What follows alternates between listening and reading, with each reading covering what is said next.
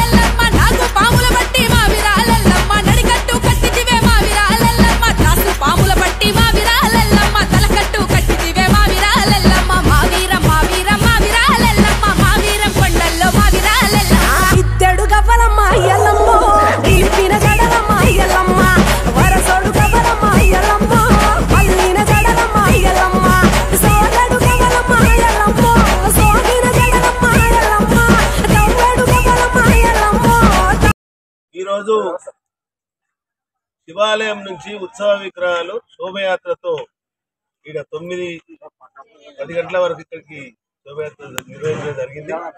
తర్వాత తదనంతరం ఇక్కడ యాగశాలలో యాగం ప్రారంభమైంది. రేపు మొత్తం హోమం కాల్చడం జరుగుతుంది. ఎల్లుండి ప్రాణ ప్రతిష్ఠ జరుగుతుంది అమ్మవారికి. కాబట్టి అందరూ గౌరవ సోదరులు అందరూ పాల్గొన్నారు. అందరూ ఇంకా పాల్గొనాలని చెప్పి ప్రజలు కూడా అందరూ గ్రామదేవతకు దర్శనం చేసుకోవాలని చెప్పి కోరుకుంటూ మీరందరూ రావాలని కోరుకుంటున్నాను. రేణుకాదేవి ప్రాణ ప్రతిష్ఠలో భాగంగా రేపు సామూహిక హోమ కార్యక్రమాలు జరుగును. కావున గోదావరికంలో ఉండే గౌడ కులస్తులందరూ తప్పక హాజరు కాగలరు.